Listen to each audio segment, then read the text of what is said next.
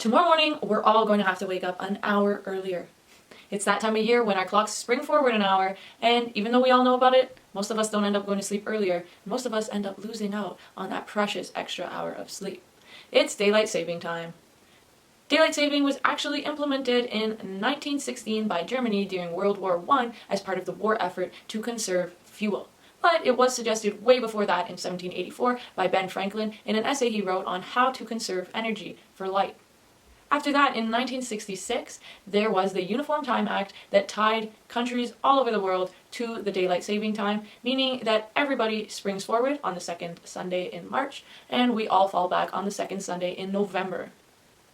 But lots of places are opting out of daylight saving now, saying that we don't really need it to conserve fuel since we're not using coal like they used to.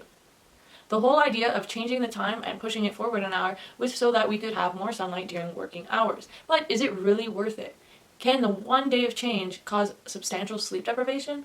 Stay tuned because today on NeuroPsyQ, that is what we're going to discuss. We're going to talk about how just one night of inconsistent sleep can mess with your head.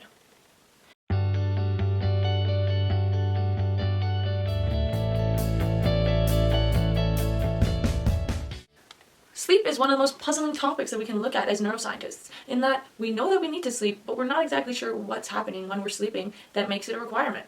Early studies of sleep often looked at animal studies, and one of the earliest studies was done by Everson and his colleagues on rats in 1989. And what they did was deprive rats from sleep indefinitely. What they found was that in just 21 days, all the rats had passed away. And during the time when they were being deprived of sleep, the rats all experienced weight loss, despite the fact that they had increased their food intake, and on top of that, they saw lesions on their skin and discoloration of the fur. So we need sleep, clearly, and we could die without it. In fact, other things that happen when we have loss of sleep are things like drowsiness, mood changes and irritability, decreased cognition, decreased memory, increased hunger, metabolic abnormalities, decreased cognitive performance, decreased humor and socialization, decreased communication, and increases in anxiety and depression, and even increases in weight gain. Now, sleep is something that we've talked about a couple of times here on NeuroPsyQ, and we mentioned that sleep is controlled by the hypothalamus. The hypothalamus, remember, is a region in the brain responsible for a lot of the control in homeostasis. So, a special nucleus in the hypothalamus called the suprachiasmatic nuclei controls sleep in an oscillatory manner, which we call our circadian rhythms. With this, we see changes in cortisol levels and melatonin during the circadian fluctuations. But not only is the suprachiasmatic nucleus controlling our sleep, we also have molecular clocks. So there's a genetic component within every cell that fluctuates and controls the circadian rhythm to help with sleep patterns. In fact, just recently in 2017, 3 scientists were awarded the Nobel Prize for discovering molecular clocks within the cells of Drosophila that are responsible for circadian rhythms. They named these molecular clocks per and timeless. And the scientists that discovered this were Jeffrey Hall, Michael Rosbush, and Michael Young. So we have these circadian molecular controls and the suprachiasmatic nucleus that work together to control our circadian rhythms. Specifically, during sleep, we see an inhibition of the prefrontal cortex, which is very important for our day-to-day functioning, executive functioning, thinking, attention, cognitive tasks, all rely on our prefrontal cortex. Even things like emotional control and problem solving come from the prefrontal cortex. So they're usually inhibited while we sleep. So what happens when we see disruptions in these molecular clocks and in our suprachiasmatic nucleus? Well, a lot of our systems end up going haywire. So within the hypothalamus, we have the lateral hypothalamus, which is releasing orexin that's responsible for keeping us awake, and it activates the prefrontal cortex and other cortical regions for normal day-to-day brain functioning. During sleep, however, we have the ventrolateral preoptic area, which is releasing GABA and inhibiting the rest of the cortex. So during sleep, our cortex is less active. Tied to the oscillations in cortisol and melatonin that we also see, there is food-entrained oscillations that occur as well. So there are patterns tied to their circadian rhythms involving things like leptin and ghrelin, which are important for hunger. So the whole system is kind of intertwined with a lot of other systems in our body. And from this, you should be able to predict that losing sleep can cause these systems to go haywire as well. So what might be happening to you during the week of daylight saving time? Losing just 1 hour of sleep can cause sleep disruption, and sleep disruption has been shown to disrupt your daily living. In fact, one study looked at sleep disruption in individuals, and they measured the levels of melatonin, cortisol, and a protein called GLP-1. This protein is released by cells in the intestine after the consumption of food, and this protein actually promotes the release of insulin so that glucose uptake can happen, and prevents the release of another hormone called glucagon, which usually breaks down glycogen stores to increase the levels of glucose in the blood. And so what we have happening is when you eat food, you release GLP-1 and you increase your amount of insulin. And so this insulin increase allows your cells to absorb the sugar that you just ate. But what was seen in individuals who were deprived of sleep was that they actually had a loss of the spike in insulin that's typically seen when somebody consumes a sugary drink. So in the test period, they gave individuals a drink of orange juice and saw that the individuals who had been deprived sleep the night before actually didn't have the typical spike in insulin, which could mean that their bodies can't properly absorb the glucose, and this can lead to feelings of fatigue as the brain and the rest of the body aren't able to get enough glucose.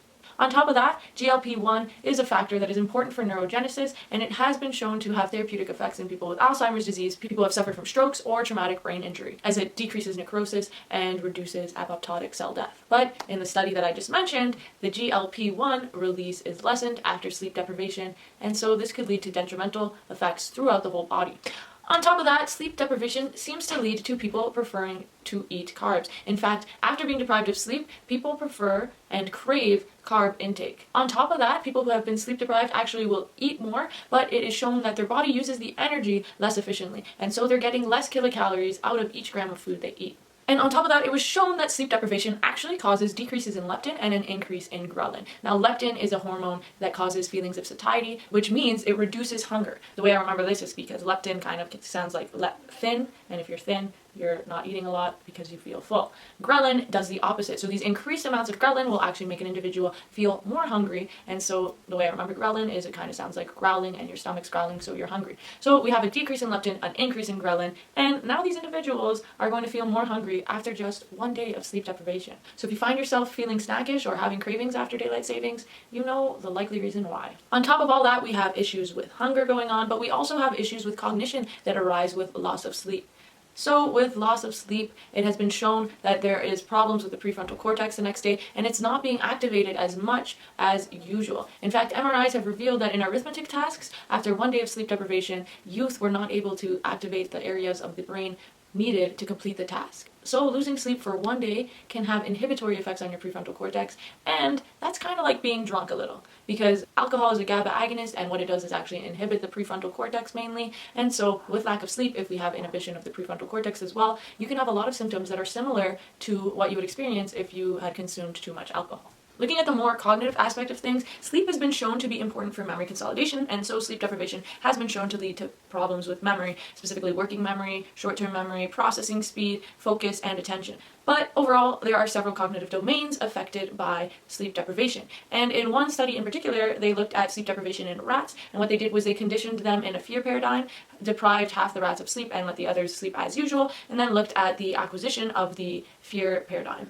What they saw was that the rats who were deprived of sleep showed less freezing, and freezing is a sign of learning in this paradigm, so it was shown that they had trouble consolidating their memories. On top of that, one final study I'd like to bring into the mix is a study that shows how sleep deprivation can affect an important antioxidant in our body. And so this antioxidant is known as glutathione, and what glutathione does is it clears oxidative radicals from neurons in the brain to prevent them from experiencing cell death. These oxidative radicals actually come from metabolism, and when glucose is metabolized to ATP, there end up being oxidative radicals that are created, and these are toxic to the neurons in the brain and can cause neurodegeneration.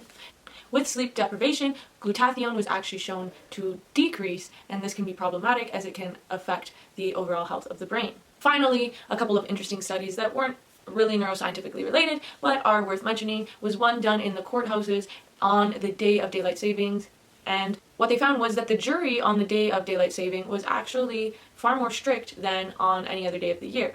Another study looked at myocardial infractions and saw that there were more heart attacks on the week after daylight saving occurred, and this can just suggest that with these changes in sleep, we have changes all throughout our body and disruptions going on that take some time to get used to. One last study is a study that looked at car accidents and saw that there was an increase in accidents on the highway the day of daylight saving. And this could just be because with the disruption in sleep, we have a decline in our focus, our attention, our emotions even undergo stress due to lack of sleep.